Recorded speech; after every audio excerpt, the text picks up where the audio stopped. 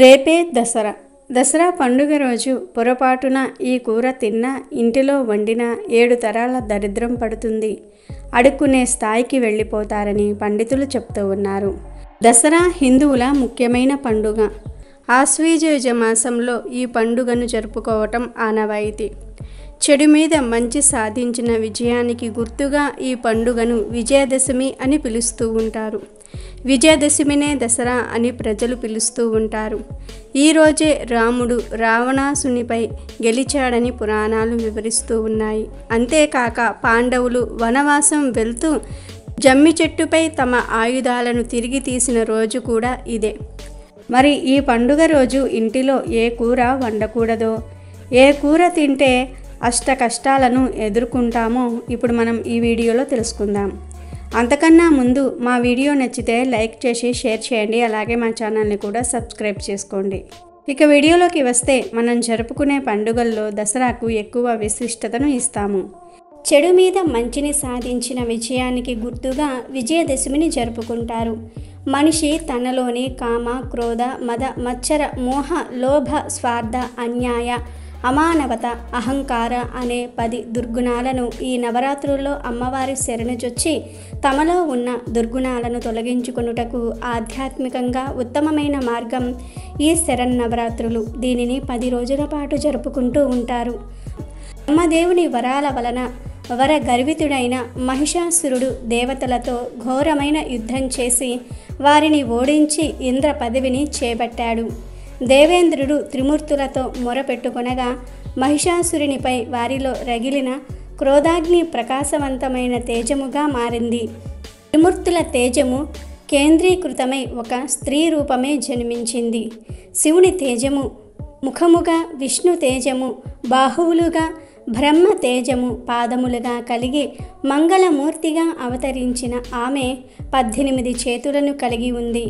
ఆమెకు శివుడు శూలమును, విష్ణువు చక్రమును, ఇంద్రుడు వజ్రాయుధమును, వరుణదేవుడు పాశము, బ్రహ్మదేవుడు అక్షరమాల, కమండలము, హిమవంతుడు సింహమును వాహనంగాను ఇచ్చారు. ఇలా సర్వదేవతల ఆయుధములు సమకూర్చుకొని మహిషాసురుని సైన్యంతో తలపడి భీకరమైన యుద్ధాన్ని చేసింది ఆ తల్లి. మహిషాసురుని తరపున యుద్ధానికి వచ్చిన ఉదద్రుడు, మహాహనుడు, హసిలోముడు, భాస్కలుడు, బిడాలుడు మొదలైన వారిని సంహరించిన తరువాత మహిషాసురునితో తలపడినది. ఈ యుద్ధములో ఆ దేవి వాహనమైన సింహం శత్రువులను చీల్చి చెండాడింది.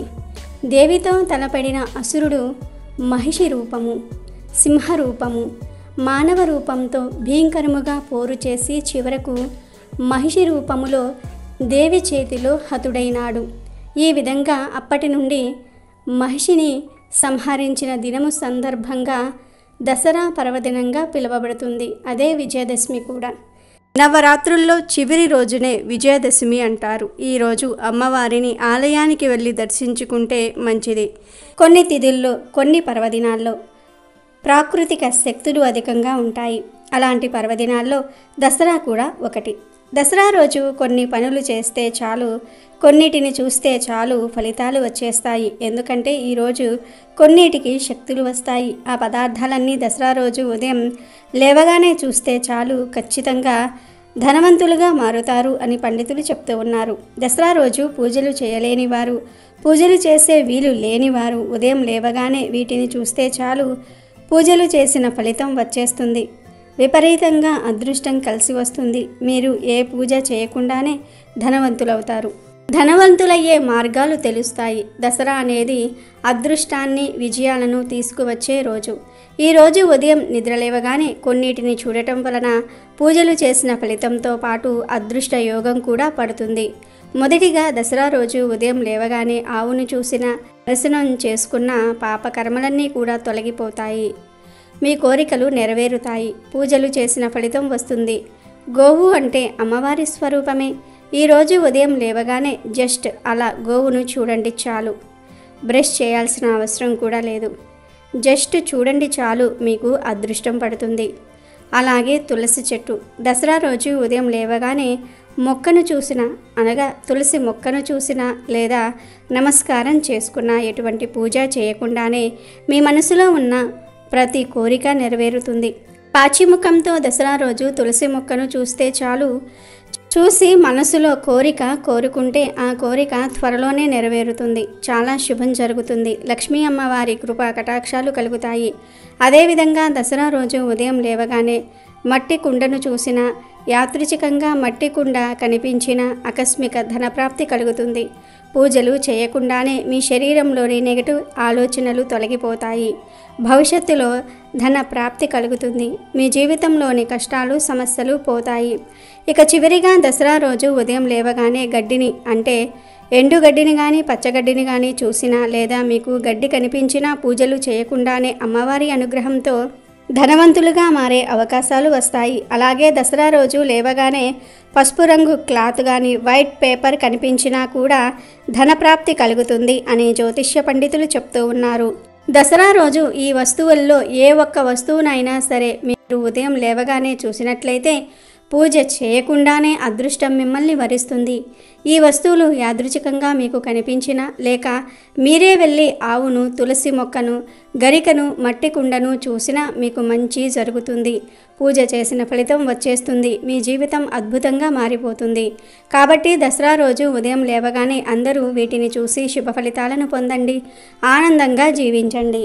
ఈ దసరా రోజు సూర్యోదయం కంటే ముందే నిద్రలేచి ఆడవారు చక్కగా తలస్నానం చేసుకొని పూజ గదిని, ఇంటిని శుభ్రం చేసుకొని గడపకు పసుపు కుంకుమలు పెట్టి గుమ్మానికి తోరణాలు కట్టి పూజా గదిలో రంగవల్లికలు వేసి అలంకరించుకోవాలి. ఈరోజు అమ్మవారిని పచ్చటి రంగులో ఉండే చీరతో అలంకరిస్తూ ఉంటారు. కాబట్టి ఆడవారు ఈరోజు పచ్చటి రంగు దుస్తులను ధరించి, చీర ధరించి రాజరాజేశ్వరీదేవి ఫోటో లేదా దుర్గాదేవి ఫోటో సిద్ధం చేసుకోవాలి.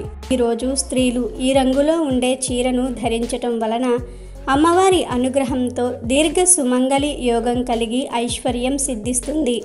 ఆడవారే కాదు, పిల్లలు, పెద్దలు ఇలా అందరూ కూడా ఈరోజు పచ్చటి రంగులో ఉండే దుస్తులు ధరిస్తే చాలా మంచిది. అమ్మవారి అనుగ్రహం లభిస్తుంది. సకల ఐశ్వర్యాలు సిద్ధిస్తాయి. పచ్చటి రంగు లేని వారు ఎర్రటి రంగులో ఉండే దుస్తులను కానీ, పసుపు రంగులో ఉండే దుస్తులను కానీ ధరిస్తే చాలా మంచిది. ఇలా ఆడవారు స్నానం చేసుకొని ఈ రంగులో ఉండే దుస్తులు ధరించి పూజకు సిద్ధం కావాలి. అమ్మవారి పూజకు ఎర్రటి అక్షింతలు, కనకాంబరాలు, నల్ల కలువ పువ్వులు ఉపయోగించుకోవాలని పురాణాల్లో చెప్పారు. ఈరోజు అమ్మకు నైవేద్యంగా పొంగలి, పులిహోర, అరటిపళ్ళు పెట్టాలి. దీపారాధనకు 3 ప్రమిదలు, 9 ఒత్తులు ఉండాలి. అంటే 3 ఒత్తులు వేసి 3 దీపాలు వెలిగించాలి. ఇంద్రకీలాద్రిపై అమ్మవారిని ఈరోజు రాజరాజేశ్వరీదేవిగా అలంకరిస్తారు. పచ్చటి రంగులో ఉండే చీరను అమ్మవారికి ధరింపచేస్తారు. కనుక ఈరోజు ఏ స్త్రీ అయితే ఈ రంగు చీరను ధరిస్తుందో ఆమెపై అమ్మవారి అనుగ్రహం ఎల్లవేళలా ఉంటుంది. దీర్ఘ సుమంగళి యోగం కలుగుతుంది. కాబట్టి ఆడవారు ఈరోజు తప్పనిసరిగా పచ్చటి రంగు చీర ధరించండి. అమ్మవారిని చక్కగా ఇంట్లో పూజించండి. అమ్మవారి హారతికి ఆవు నెయ్యి ఉపయోగించండి. కుదిరితే దగ్గరలో ఉండే అమ్మవారి ఆలయాలకు వెళ్ళండి, శుభప్రదం. ఈరోజు స్త్రీలు కుంకుమ నుదుటిన ధరించి శ్రీమాత్రే నమః అనే మంత్రాన్ని 108 సార్లు జపించి తామరమాలను ధరించి అమ్మవారికి పూజ చేస్తే చాలా మంచిది. కనుక ఆడవారు దసరా రోజు ఇప్పుడు మనం చెప్పుకున్న విధంగా ఈ రంగు చీరను ధరించి అమ్మవారిని భక్తి శ్రద్ధలతో పూజించి అమ్మవారి అనుగ్రహంతో సంతోషంగా జీవించండి. విజయదశమి రోజునే శమీ పూజ కూడా నిర్వహిస్తారు. శ్రీరాముని వనవాస సమయంలో కుటీరం జమ్మి చెట్టు చెక్కతోనే నిర్మించారని చెప్తూ ఉంటారు. శమి అంటే పాపాల్ని, శత్రువుల్ని నశింపచేసేది. పంచ పాండవులు అజ్ఞాతవాసానికి వెళ్లే ముందు తమ ఆయుధాలను శమీ చెట్టుపై పెట్టడం జరిగింది. విజయదశమి రోజు జమ్మి చెట్టును పూజించటం అనేది ఎప్పటి నుండో వస్తున్న ఆచారం. శమీ పూజ చేసి జమ్మి ఆకులను పెద్దలకు పంచి వారి ఆశీర్వాదం తీసుకోవటం ఎన్నో ఏండ్లుగా ఆనవాయితీగా వస్తూనే ఉంది. అలా దసరా రోజు జమ్మి ఆకులను బంగారంలా పంచుకుంటారని మన అందరికీ తెలుసు. అయితే జమ్మి చెట్టును ఎందుకు పూజిస్తారు? జమ్మి పూజ తర్వాత జమ్మి ఆకులను ఎందుకు పంచుకుంటారనే కారణం మాత్రం తెలియదు. ఋగ్వేద కాలం నుంచి జమ్మి ప్రస్తావన ఉంది. జమ్మి చెట్టును సంస్కృతంలో జమ్మి వృక్షం అని పిలుస్తూ ఉంటారు. అమృతం కోసం దేవదానవులు పాల సముద్రాన్ని చిలికినప్పుడు దేవతా వృక్షాలు ఉద్భవించాయి. అందులో జమ్మి వృక్షం కూడా ఒకటి. అప్పట్లో ఈ చెట్టును అగ్నిని పుట్టించే సాధనంగా ఉపయోగించేవారు. అందుకే దీన్ని అరణి అని కూడా పిలుస్తూ ఉంటారు. దసరా రోజు సాయంత్రం సమయంలో జమ్మి చెట్టు వద్ద అపరాజితాదేవిని పూజించి శమి శమయతే పాపం శమి శత్రు వినాశిని అర్జునస్య ధనుర్ధారి రామస్య ప్రియదర్శనం అని శ్లోకం చదివి జమ్మి చెట్టు చుట్టూ ప్రదక్షిణ చేసిన తర్వాత ఆ చెట్టు ఆకులను ఉంచుకొని వాటిని బంగారంలా భావించి ఇంటికి తీసుకువెళ్తారు. దసరా రోజు శమీ పూజ తర్వాత జమ్మి చెట్టు కొమ్మలను కొట్టే సమయంలో అక్కడికి రాలేని పెద్దలకు ఆ ఆకులను ఇచ్చి వారి ఆశీర్వాదం తీసుకుంటారు. జమ్మి ఆకులకు ఉన్న ఆధ్యాత్మిక ప్రాధాన్యత రీత్యా వాటిని బంగారంతో సమానంగా భావిస్తారు. జమ్మిని పూజించటం అంటే జీవితంలో సకల విజయాలు సాధించాలని కోరుకోవటమని అందరూ నమ్ముతూ ఉంటారు. జమ్మి చెట్టు ఎలాంటి వాతావరణంలోనైనా సరే సులువుగా పెరుగుతుంది. నీటి లభ్యత లేకున్నా కూడా ఎక్కువ కాలం బ్రతుకుతుంది. ఈ జమ్మి చెట్టు నుంచి రాలిపోయే ఆకులు రాలుతూ ఉంటే కొత్త ఆకులు వస్తూనే ఉంటాయి. పూర్తిగా ఆకులు రాలి చెట్టు బోసిపోయినట్లు ఎప్పుడూ కనిపించదు. ఇప్పటి యువతకు నగరవాసులకు ఈ చెట్టు ఉపయోగాల గురించి పెద్దగా తెలియకపోవచ్చు. కానీ గ్రామీణ జీవితంలో జమ్మి చెట్టుకు ఎంతో అనుబంధం ఉంటుంది. ఈ చెట్టు వేళ్ళు భూసారాన్ని పెంచుతాయి. జమ్మి చెట్టులోని ప్రతి భాగం నాటు వైద్యంలో ఔషధంగా ఉపయోగపడుతుంది. ఈ చెట్టు గాలి పీలిస్తే ఆరోగ్యంగా ఉంటారని నమ్ముతారు. అందుకే శమీ వృక్షం చెట్టు ప్రదక్షిణలు చేయాలని చెప్తూ ఉంటారు. ఇన్ని ప్రత్యేకతలు ఉన్నాయి కాబట్టే దసరా నాడు రైతులు కూడా తమ పశుపక్షాదుల ఆరోగ్యం కోసం జమ్మి చెట్టును పూజిస్తారు. ఇక ఈ దసరా రోజున ఇంటిలో ములక్కాయను పొరపాటున కూడా వండకండి. మర్చిపోయి కూడా తినకండి. ఇంటిలో ములక్కాయ కూర వండినా బయట ఎక్కడైనా సరే ములక్కాయ కూర తిన్నా మీరు అడుక్కునే స్థాయికి వెళ్ళిపోతారు. దసరా పండుగ రోజున ఈ ములక్కాయ కూర తిన్నవారికి 7 తరాల వరకు దరిద్రం పట్టి పీడిస్తుందని పండితులు చెప్తూ ఉన్నారు. కాబట్టి గుర్తుపెట్టుకోండి, రేపు దసరా రోజున పొరపాటున కూడా ములక్కాయను అలాగే ఉల్లి వెల్లుల్లిని మాంసాహారాన్ని తినకండి, వండకండి. అలాగే దీనితో పాటు మాంసాహారాన్ని కూడా అనగా చేపలు, రొయ్యలు, పీతలు, కోడిగుడ్లు కూడా రేపు దసరా రోజు తినకండి. అమ్మవారికి కోపం వస్తుంది. శాకాహారం తిని అమ్మవారి అనుగ్రహాన్ని పొందండి. నిష్ఠగా అమ్మవారికి పూజలు చేయండి. అమ్మవారికి ఇష్టమైన నైవేద్యాలను సమర్పించి మీ కోరికలను నెరవేర్చుకోండి. అలాగే రేపు దసరా పండుగ రోజున పూజలు, హోమాలు చేసేవారు నేలపై నిద్రించండి. ఉపవాసం ఉండగలిగితే ఉండండి. పండ్లు, పాలు, కూరగాయలు వంటి సాత్వికమైన ఆహారాన్ని తిని హాయిగా ఉండండి. అయితే దసరా రోజు గోవు కనిపిస్తే ఈ ఒక్కటి పెట్టండి చాలు, మీ దశ తిరిగిపోతుంది. కటిక పేదవాడైనా సరే కుబేరుడిగా మారిపోతాడు. అలాగే ముక్కోటి దేవతల అనుగ్రహం లభిస్తుంది. ఆర్థిక ఇబ్బందులు, పాపాలు అన్నీ కూడా పోయి కోటి రెట్ల పుణ్యం దక్కుతుంది అని పండితులు చెప్తూ ఉన్నారు. మరి విజయదశమి రోజు గోవుకి ఏం తినిపిస్తే మీ దశ తిరిగిపోతుందో ఇప్పుడు మనం ఈ వీడియోలో వివరంగా తెలుసుకుందాం. సర్వదేవత ఆవాసం గోవు. గోవును తల్లిగా భావించి తల్లి చేసే మేలును మనకు కలిగిస్తుంది కనుక గోమాతగా తలుస్తాము. ప్రపంచంలో ఉన్న జీవులలో ఆక్సిజన్ పీల్చి ఆక్సిజన్ వదిలే ఏకైక జీవి గోవు. గోవు పాదముద్రలు పడిన స్థలం అష్టైశ్వర్యాలకు నిలయం. గోవు పవిత్రతకు మరియు శుభానికి చిహ్నం. ప్రాచీన పవిత్ర భారతీయ సంస్కృతి సాంప్రదాయాలకు అలాగే సంపదలకు ప్రతీక గోమాత. భారతీయులకు అనాది నుంచి ఆరాధ్య దేవత. మానవ జాతికి ఆవు కన్నా మిన్నగా ఉపకారం చేసే జంతువు మరి ఒకటి లేదు. గోమాతల్లో సర్వదేవతలు కొలువై ఉంటారు. అందుకే గోమాతను పూజిస్తే సకల దేవతలను పూజించినంత ఫలితం దక్కుతుంది. పశువులన్నిటికీ మూలం కామధేనువు అని పురాణాలు చెప్తూ ఉన్నాయి.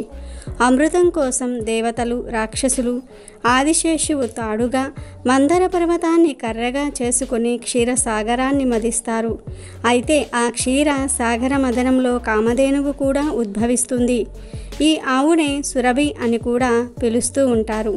లోకంలో ఉన్న పశు సంపదలన్నిటికీ ఈ కామధేనువే ఆధారం అని పురాణాలు చెప్తాయి. కామధేనువు ఇంద్రుడి వద్ద ఉంటుంది. మరికొన్ని పురాణ గాథల్లో వశిష్ఠుడి ఇంటిలో, కొన్ని పురాణ గాథల్లో గౌతమ ముని వద్ద ఉన్నట్లు కనిపిస్తుంది. దసరా రోజు గోవును ముట్టుకుంటే చాలు సర్వ పాపాల నుండి మానవుడికి విముక్తి కలుగుతుంది. దసరా రోజు మీకు ఏ సమయంలో అయినా సరే గోమాత కనిపిస్తే ఆ గోమాతను ముట్టుకొని గోవు చుట్టూ తిరిగి ప్రదక్షిణలు చేసి గోవుకు నమస్కారం చేసుకొని ఆ తర్వాత గోమాతకు అరటి పళ్ళను కానీ పచ్చటి రంగులో ఉండే కూరగాయలను కానీ, అంటే దొండకాయలు, బెండకాయలు, బీరకాయలు, తోటకూర లాంటివి కానీ లేదా పచ్చిగడ్డిని కానీ తినిపించండి. ఇలా తినిపిస్తే ముక్కోటి దేవతల అనుగ్రహం కలుగుతుంది. ఎంతో పుణ్యం కూడా వస్తుంది. ఈరోజు ఎవరైతే గోవుకు ఆహారం పెడతారో వారికి అశ్వమేధ యాగం చేసినంత పుణ్యం వస్తుంది. దశ తిరిగిపోతుంది, కుబేరులుగా మారిపోతారు. కాబట్టి దసరా రోజు అందరూ కూడా గోమాతకు ఈ ఆహార పదార్థాలలో ఏదో ఒకటి తినిపించి శుభ ఫలితాలను పొందండి. దేవీ నవరాత్రులలో ఇంట్లో ఈ రెండూ కలిపి ధూపం వేస్తే మీ ఇంటికి అమ్మవారు ఏదో ఒక రూపంలో వస్తుంది, మీ కోరికలను నెరవేరుస్తుంది అని పండితులు చెప్తూ ఉన్నారు. అమ్మవారి పూజలలో ముఖ్యమైనది ధూపం. ధూపం లేకుండా అమ్మవారి పూజ పూర్తి అవ్వనే అవ్వదు. ఈ దేవీ నవరాత్రులలో ఖచ్చితంగా ప్రతిరోజు ధూపం వేస్తాం. అయితే ఆ ధూపంలో ఈ రెండు పదార్థాలను కలిపి ఇంటిలో ప్రతి గదిలోనూ ధూపం వేస్తే అమ్మవారు మీ ఇంటికి ఆకర్షితురాలవుతుంది. మీ ఇంటిలో అమ్మవారు తిష్ట వేసుకుని కూర్చుంటారు. సిరి సంపదలను, ఆయురారోగ్యాలను అమ్మవారు ప్రసాదిస్తుంది. దేవీ నవరాత్రులను మనమందరం కూడా అమ్మవారి అనుగ్రహం కోసం జరుపుకుంటూ ఉంటాము. ఆ తల్లి చల్లని చూపు మనపై, మన కుటుంబంపై ఉండాలని, ఆ తల్లి కడకంటి చూపు మనపై పడాలని ఈ 9 రోజులు నిష్టగా అమ్మవారిని పూజిస్తాము. ఇంటిలో కలశం రూపంలో అమ్మవారిని ప్రతిష్ఠించి పూజలు చేసి ఈ రెండూ కలిపి ధూపం వేయండి. మీ మనసులో ఏ కోరిక ఉన్నా స్వయంగా అమ్మవారే వచ్చి ఆ కోరికను తీరుస్తుంది. ఇంతకీ దేవీ నవరాత్రులలో ఏ 2 పదార్థాలను కలిపి ధూపం వేయాలో ఇప్పుడు మనం ఈ వీడియోలో వివరంగా తెలుసుకుందాం. అంతకన్నా ముందు ఈ వీడియో నచ్చితే లైక్ చేసి షేర్ చేయండి. అలాగే మా ఛానల్ని కూడా సబ్స్క్రైబ్ చేసుకోండి.